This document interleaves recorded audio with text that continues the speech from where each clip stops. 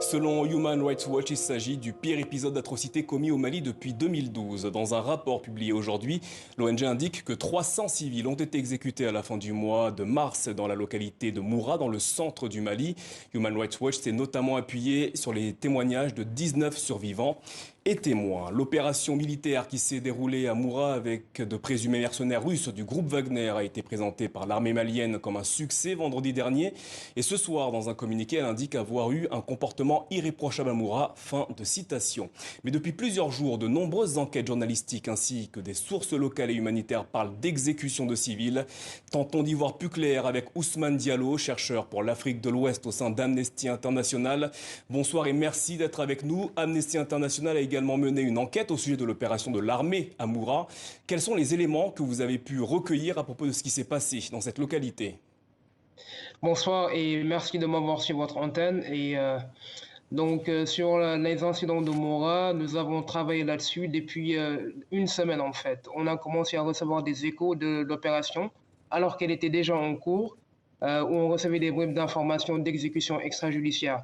Et donc tout à l'heure, l'état-major de l'armée malien a parlé d'une opération militaire irréprochable où il n'y aurait pas eu de victimes civiles et où toutes les victimes seraient des membres présumés des groupes armés. Nous, ce qu'on a pu documenter via les témoignages des rescapés, des sources locales et des sources communautaires, c'est quelque chose de tout à fait différent. On parle d'une opération qui a duré 4 jours, donc du 27 au 31 mars dernier, et on parle aussi d'exécution systématique, c'est-à-dire de l'arrestation de villageois de Moura, de leur séparation en 3 groupes, et puis des exécutions qui se seront étalées sur 4 jours, le lundi, le dimanche, le mardi et le mercredi, jusqu'à la fin de l'opération et la libération de plusieurs individus qui étaient arrêtés pendant plusieurs jours durant la soirée du jeudi 31 mars 2021. À l'heure actuelle, il est très... Ousmane Diallo, combien de personnes ont été tuées lors de cette opération militaire de l'armée malienne? Il est très difficile de faire le bilan exact du nombre de victimes de l'opération de l'armée malienne à Moura. Nous estimons qu'il s'agit d'au moins 300 parce que les rescapés nous parlent d'une centaine de personnes qui ont été enterrées dans des fosses communes et de 200 corps qui ont été trouvés dans le village. Tout juste des sources humanitaires nous parlent d'au moins 402 individus qui ont été tués et qui ont été recensés dans le cadre de leur travail. Et l'armée malienne parle de 303 djihadistes qui ont été tués.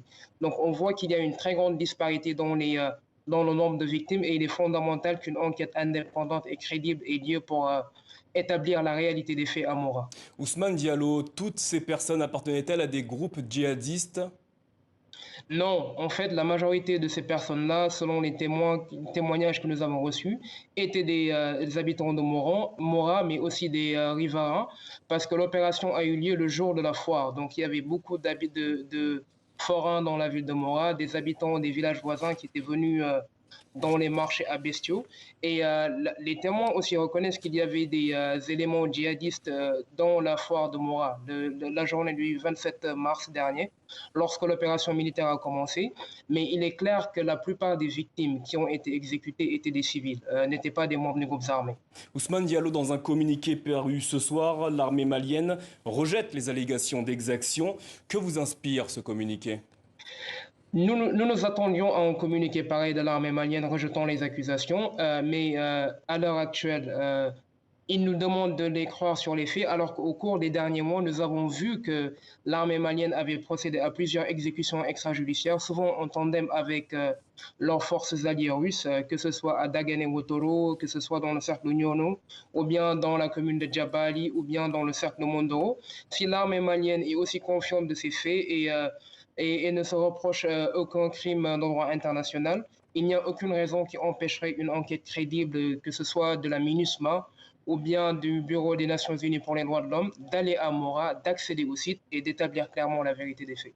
Ousmane Diallo, merci d'avoir répondu à notre question au sujet de l'opération militaire menée par l'armée malienne dans la localité de Moura, dans le centre du Mali.